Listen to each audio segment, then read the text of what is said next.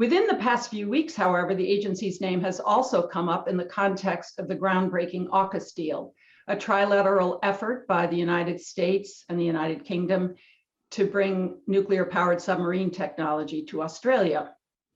A panelist earlier this week noted that this is yet but an empty vessel, considering the length of time it might take to get together or to come together, and it's not at all clear whether it will.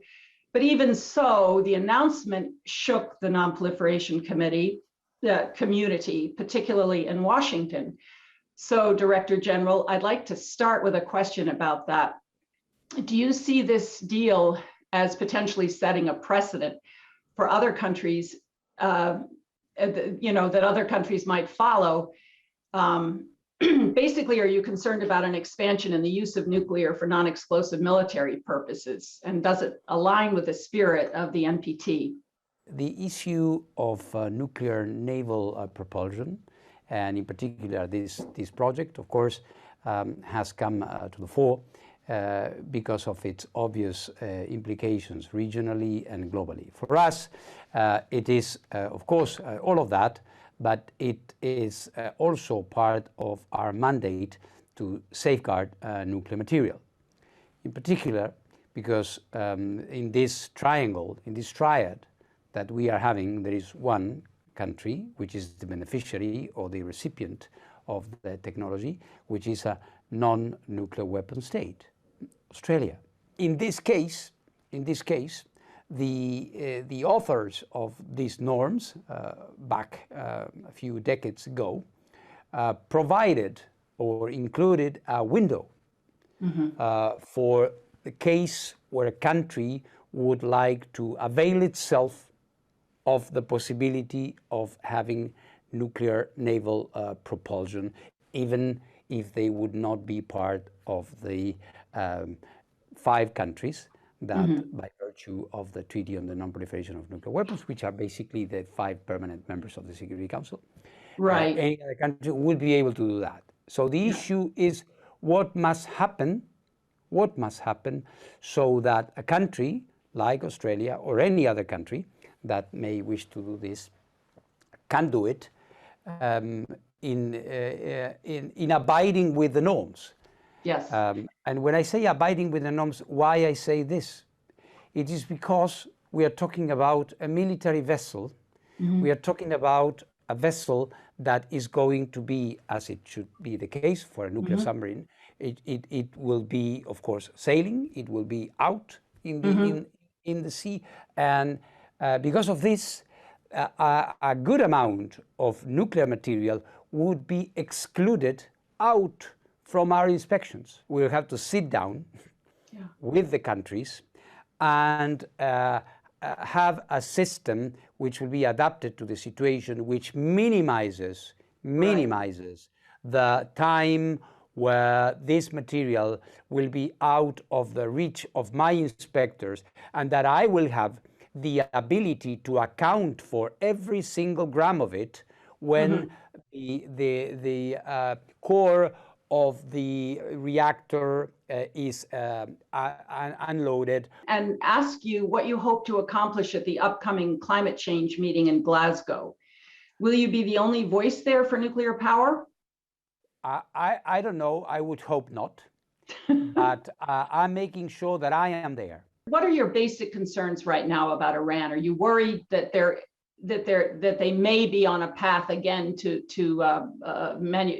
developing nuclear weapons? The issue is, as you were describing in the introduction, that because of the sort of a tit-for-tat-ish dynamic that unfortunately started once the United States withdrew from the agreement and Iran started moving away gradually from its commitments under the JCPOA, then of course the visibility and the degree of inspections that we have been reduced. True. At the same time, as of February this year, for those who are following this very closely, like you, but I can say in general terms, I went there a few times and I've been trying to preserve, let's put it this way, to preserve as much as monitoring and verification activities on top of the normal verification, the minimal verification that would always happen in any case. I've been trying to preserve that so that, and this has been a little bit the deal, so that when, if and when there is a return to JCPOA, as many around the world expect, then we would be able to still be a reservoir, the IAEA, of information about what has been happening in all these facilities since Iran, for example, stopped applying the additional protocol. This is in a fragile state at the moment because there has been a change of government, as we all know. And this government is a government that has very firm views on its collaboration with the West and with the IAEA. And I would say their views on the JCPOA and on the cooperation with the IAEA are also, I would say, colored by this approach that some call hardline, or you can define it in whatever way. As Director General, I would never qualify the approaches of countries. I just take note of them and work on them. So what I see is all these limitations, but it is my duty to never throw the towel and to continue. Which I hesitate to ask because I don't want to put you on the spot, but I will ask it anyway. Do that. No problem. Oh, good. I know you're a bold Director General. But we all know that the agency's basic role is to resolve difficult nuclear proliferation issues through peaceful means. Yeah. Do you feel, as the agency's leader, that the use of non-peaceful means in the past, sabotage, assassinations, and other means, is thwarting your efforts? And I'm speaking specifically of something that I found rather shocking in the last quarterly report on Iran, which revealed that agency cameras had been, one had been destroyed, one had been damaged. These inspectors worked very hard. This equipment costs money. And now there doesn't seem to be much hope of getting cameras reinstalled in that particular facility, which manufactures the centrifuges for the enrichment plants. So I wanted to ask you, I guess I'm curious as to why the agency perhaps doesn't speak out more about that. As a diplomat with almost 40 years of work for non-proliferation in different forms and different functions, I'm a diplomat. So I don't believe in the use of force.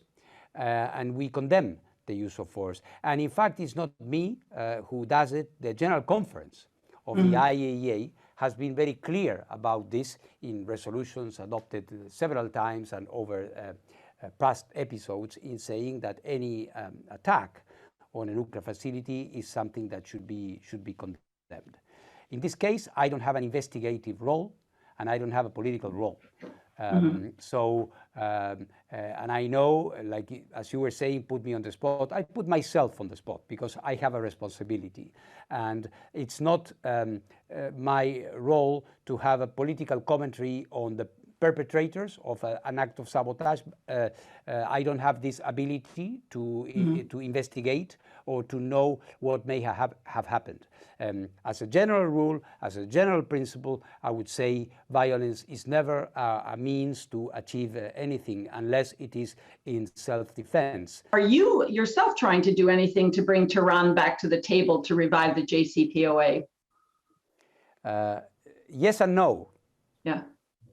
Yes and no. That is a short question. I'll give you a little more time, yes.